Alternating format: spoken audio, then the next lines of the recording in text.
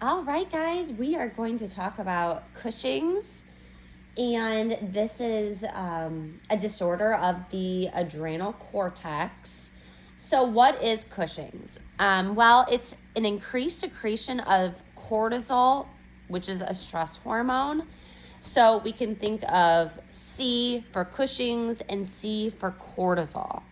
So, that's just like an extra padding and increased amount.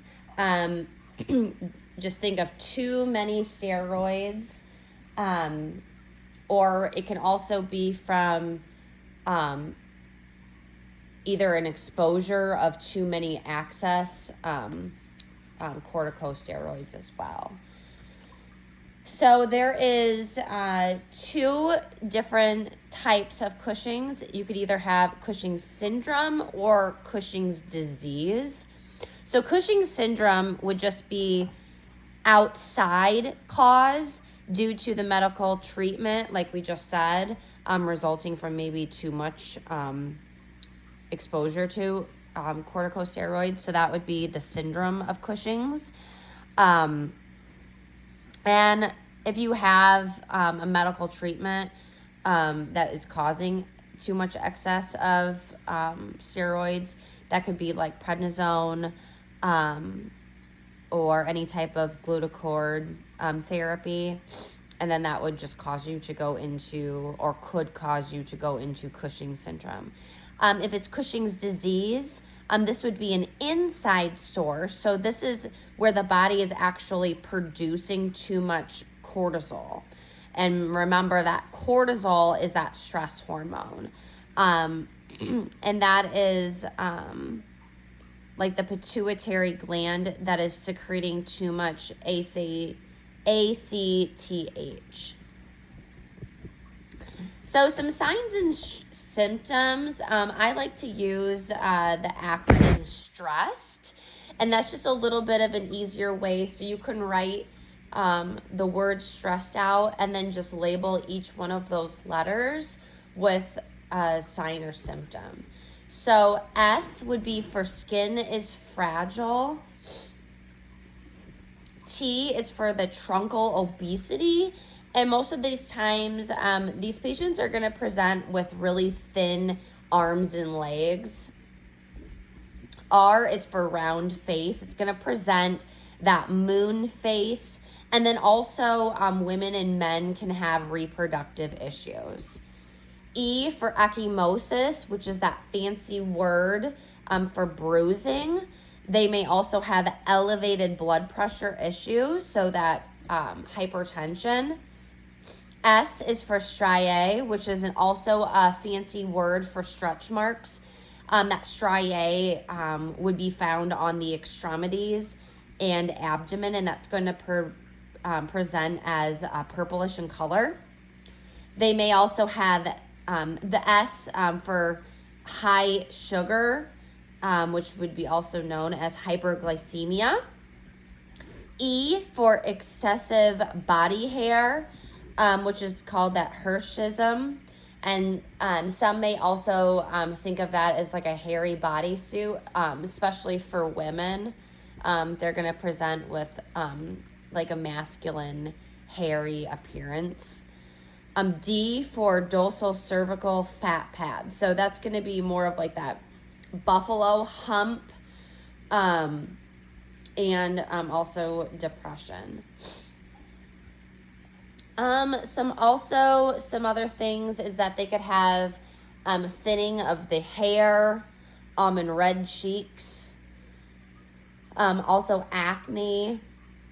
Again, with the skin, with that S, that skin is so frail, they're going to have a slower wound healing. So definitely at risk for infections as well, because of having that high blood sugars and that skin breakdown. So they definitely need to be watching out for any type of infections. All right, and so now we know that Cushing's causes a secretion, or Cushing's can either cause um, an issue with the cortisol. So it's either a high secretion of cortisol, either caused by our body making too much cortisol, which would be that disease of the Cushing's, or it's from overexposure to steroids, which would be that syndrome. So some interprofessional and nursing cares would be either prepping a patient for a hypophyseectomy, which would either be removing the pituitary tumor, or prepping a patient for an adrenalectomy. And if this is done, we need to educate our patient about a cortisol replacement therapy after surgery. And typically, this is going to be a lifelong therapy for that. We also want to instruct our patients to watch out for, or us as well as nurses, to watch out for hyperglycemia and also low potassium levels. So our patients might, in the hospital setting, might be put on heart monitors for watching for that. And then again, and watching out for any type of infections, because they are at a large risk due to that skin breakdown. And then also just in general, emotional support. Because let's think about it, guys. They're going to be, we know that D in stress is for depression as well. And a lot of the times it's going to be because of their appearance. They're going to have that buffalo hump on their back. They're going to have that moon face, that fat pad. So they are going to be feeling very depressed because of their appearance, unfortunately. Also because of some of that bruising as well, and maybe even that purple striae. So we need to be non-judgmental and be their support system to get them through this. Our goal is to normalize hormone secretion. So that's obviously going to depend on the treatment, dependent on the cause, like we talked about the 2 different types of surgery. And definitely if they are on any type of cortisol replacement therapy after surgery, we want to make sure that we are never taking them directly off. Like we said, we're probably going to be on this lifelong, but if we do, if we do want to wean them down, we never want to gradually discontinue any type of corticosteroid therapy. And we also want to encourage a low sodium diet because of the excess edema and the weight gain. And we also want to encourage a high potassium diet, because typically their potassium is going to be quite low, as we talked about. And let me see if I have any more notes on this. I think that might have covered it. Oh, one of the causes that I thought was interesting with Cushing's is that they can also be caused by small cell lung cancer. That popped up on a possible NCLEX question. And then just another way to look at Cushing's, if this 2 C's, the high cortisol and the C in Cushing's doesn't help you remember that, is that it's just a disorder where if you think about like a light switch, like the on and off, it's just always stuck on high. So you can always think of it's high cortisol as that light switch. It's just stuck on that. It's just stuck on that on all the time. And let's see here. We always want to avoid infection, which we talked about. And then we also talked about we always want to gradually, slowly decrease any steroids.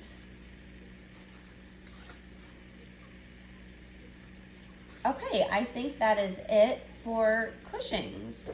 Now we are going to discuss Addison's disease. So Addison's is also another adrenal cortex issue. And what happens with Addison's is that it's an issue with aldosterone and cortisol. So let me go to my notes here for that.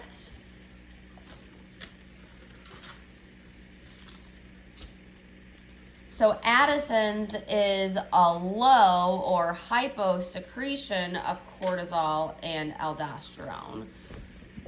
So an easy way to remember that is Addison's.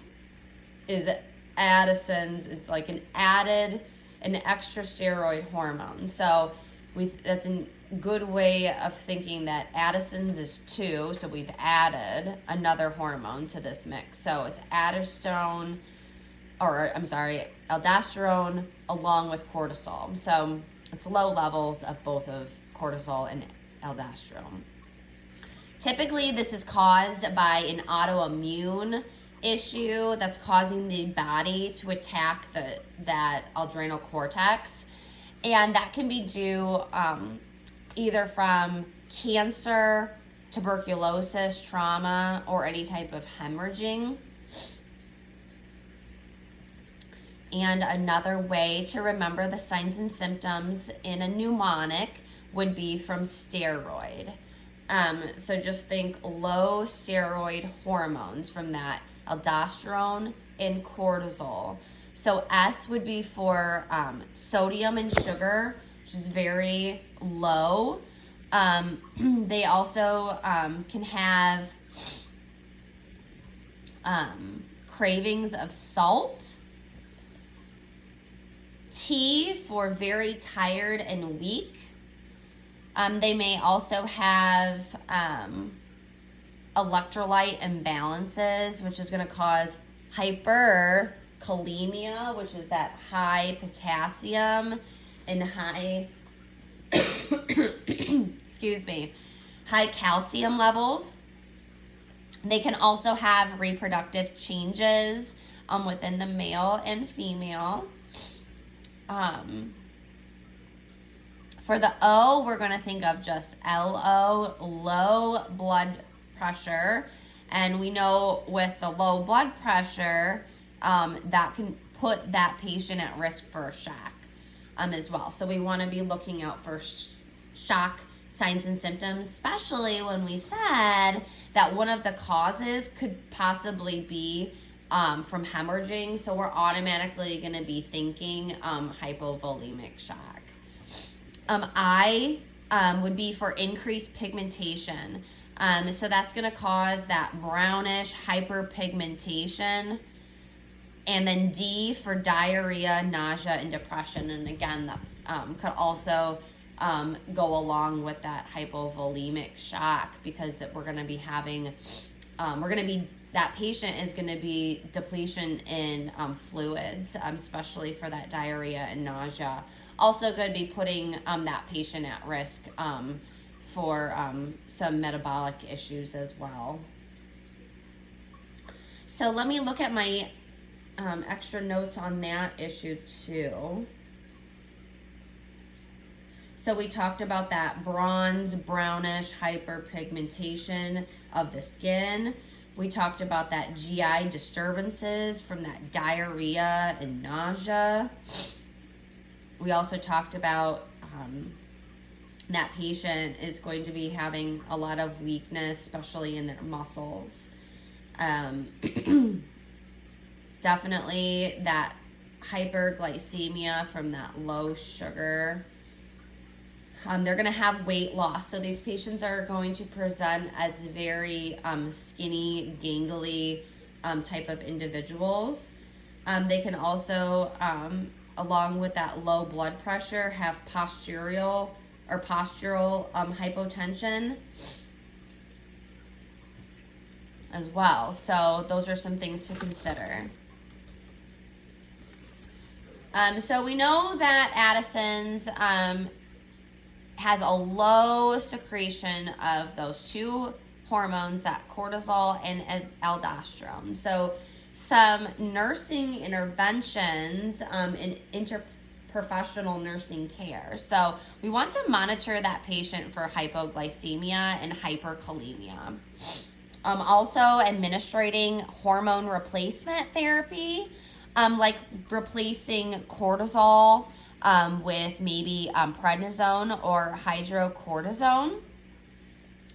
And then we want to educate those patients to make sure that they're notifying their doctor, especially in times of increased stress. And that could also be like any extra stress in life, maybe nursing school, I don't know. Maybe they have a lot going on with work, or maybe they're going through some relationship issues. Or maybe they are very sick, like an illness. They're gonna need, or maybe preparing for surgery. Maybe it's stress about surgery. So they're going to need to notify their doctor because they're probably going to need an increase in dosage of that prednisone or hydrocortisone, whatever hormone replacement therapy they are on during that time. Education. They need to take this medication exactly as prescribed by their physician. And also making sure that we are emphasizing that education to them about making sure that they're not abruptly stopping that medication. And so some steroid precautions I wanted to go through with that, just on the education of why steroids can be dangerous and what we want to look out for. So some 7 S's of steroid precautions, and remember, steroids end with zone, so we talked about prednisone or hydrocortisone. Also, in the hospital setting, we also can give dexamethasone quite a lot as well. So some of the S's would be swollen. So steroids can cause water gain, or AKA a weight gain. That any words to look out for would be like sudden or rapid. And this could also be seen with like 2 to 3 pound increase in just a few days. Sepsis, which we also talked about, and just in general with either one of these, infection or illness, we need to be monitoring these patients, especially looking at their lab values at low white blood cells, and definitely if a patient has a fever, that's definitely a priority.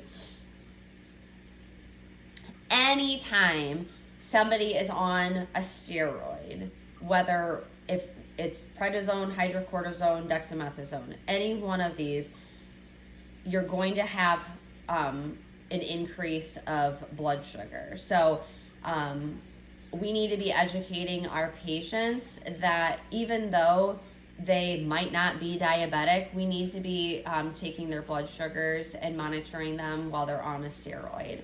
And a lot of patients will question you like, oh, why are you taking my blood sugar? I am not diabetic. And we can explain to them that steroids actually cause an increase in blood sugar. And so that is one of the reasons why it is very important, especially with Addison's disease, is that they already have low blood sugar. They're already having that issue. And so it's going to be very important for us to really monitor them with being on a steroid to make sure that they're getting enough. And so like we talked about, is that if they're under stress or if they're having an illness, we are going to need to make sure that we are increasing those steroids. And in just a minute, we'll talk about why that is so important and what that can end up causing if they do have a drop in that steroid or in that time of their life during that stress. Steroids can also cause skinny muscles and bones. So and this definitely happens like over a long period of time. So with either of this Cushing's or Addison's, if they are on these long-term hormonal replacements, that's going to put them at risk for osteoporosis. So steroids can definitely cause an issue with putting that patient at risk for fractures. Also can put them at risk for sight issues, maybe higher risk for cataracts. So we might need to refer them to maybe an optometrist. And we also talked about never abruptly stopping any type of steroid therapy. We always want to slowly taper off our patients. And then the risk for any type of stress or surgery that can definitely cause, which we're now going to go into the issue with a Addisonian crisis. So an Addisonian crisis is what we want to be looking out for.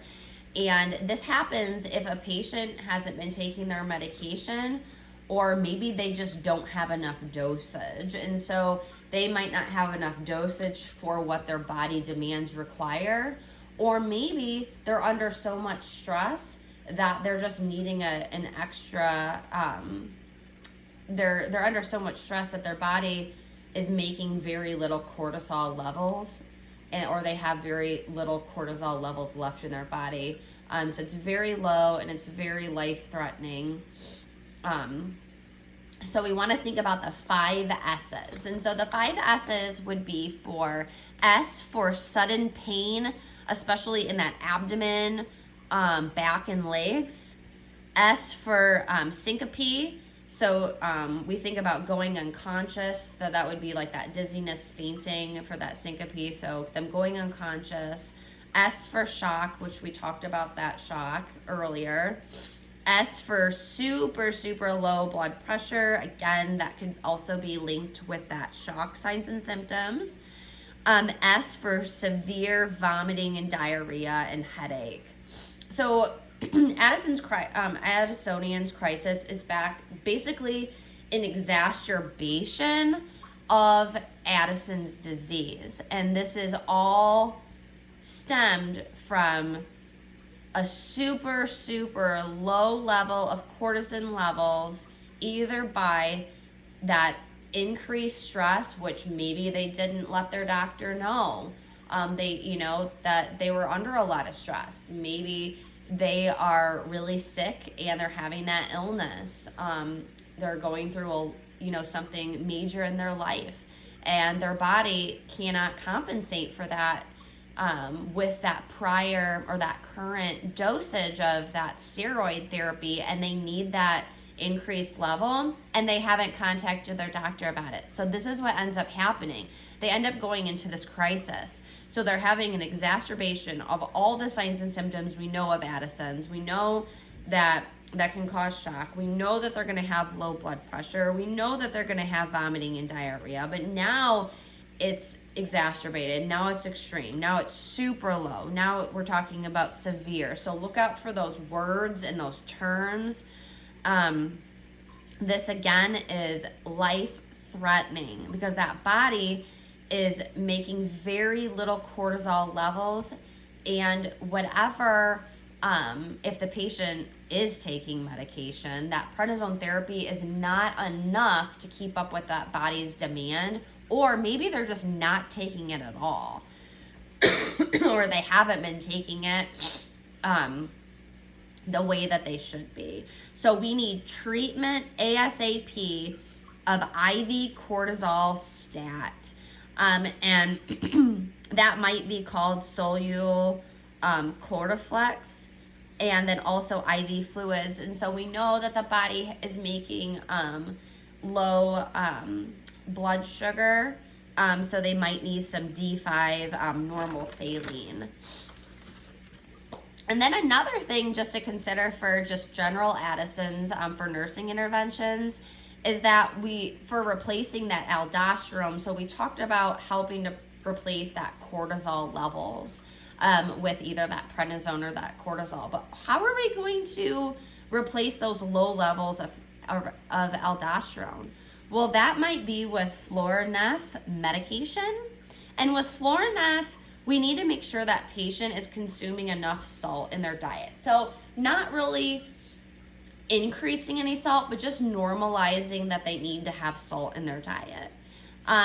These patients, again, in general, need to be wearing a medical alert bracelet because, like we said, with Addisonian's crisis, if a patient has Addison's and they do end up going into this Addisonian crisis, we need to make sure that others around us, especially medical personnel or just general consumers around, know that this person has a medical issue. And wearing this bracelet is going to signify everybody knowing that they do have life-threatening issues. So obviously, if somebody has syncope and is going unconscious, and they can see that this person has this bracelet on, they or medical staff will know the proper measures to make sure that they call 911 or get them to the hospital as soon as possible. Some diet issues, or some diet recommendations, I should say, would be making sure that these patients have a high diet in protein, carbs, and like we talked about, normalizing the need for sodium. And then in general, as a whole, try to avoid stress as possible because we know that is going to directly affect our cortisol levels. Because cortisol is that stress hormone.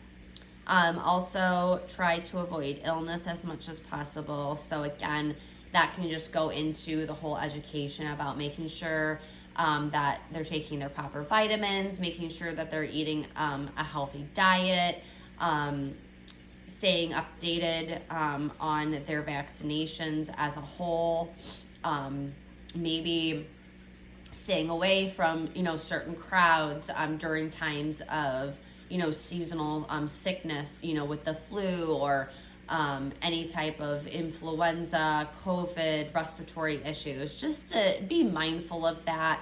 Maybe even staying away from children, with certain seasonal times as well, because, with the they bring a lot of germs everywhere they go a lot of times, especially during seasonal outbreaks of strep throat and influenza. And then again, making sure that we're stressing the need for hand washing because that'll help minimize illness as well, and not to be doing any type of strenuous exercise. These patients, again, are encouraged for exercise, but there's no reason to be going out to the gym and lifting weights and doing all these crazy strenuous exercise. Why? Because that's going to create stress on the body, and that is what we need to try to eliminate for that. Now, let me see if I have any other extra notes. For just in general, I just want to talk about and discuss the adrenal cortex in general. So this will just kind of be a little bit of a recap, which will be a great review, is that the adrenal cortex, we know, can create these two issues.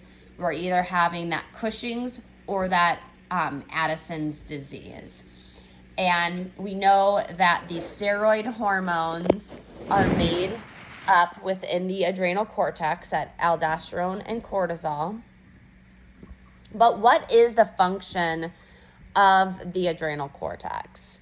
And where is it located? So the function of the adrenal cortex is actually releases steroid hormones. So the steroid hormones that we talked about, that cortisol and that aldosterone, and it also releases sex hormones as well. So like that, what we talked about, that with both of these disorders, they both can cause reproductive issues. And so that is why that's one of the functions of the adrenal cortex, is that it releases those sex hormones. So if we're having an issue with either cortisol or aldosterone, that is going to cause an issue or a possible issue with reproduction because of those sex hormones. The function of aldosterone actually regulates our blood pressure through that RAS system, that renin angiotensin aldosterone system. And that is actually retaining sodium and secretes potassium. Remember when we talked about that before, that can definitely be causing a huge issue with that. And I think, let me check if I have any extra notes on that too, just to recap, because that's always a good thing. So we know that that's going to regulate our blood pressure, because kidneys get 20 to 25% of blood from the heart in about 1 to 2 minutes. So that's actually really, really cool and interesting if you think about that. So just kind of think about that. And then the function of the cortisol, which again we talked about, is that stress hormone, and that helps the body deal with stress, especially in times of illness or injury or any external stress that we talked about.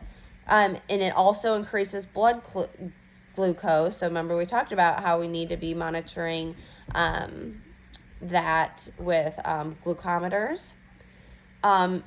Also, cortisol helps break down fats, protein, and carbs, and electrolyte helps electrolyte regulations as well.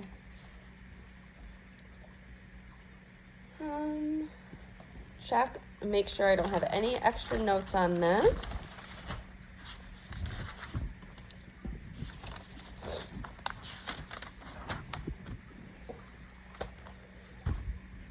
So hopefully that was helpful for you in thinking about that. And I think that'll end up wrapping up this video about the adrenal cortex disorders, Cushing's and Addison's.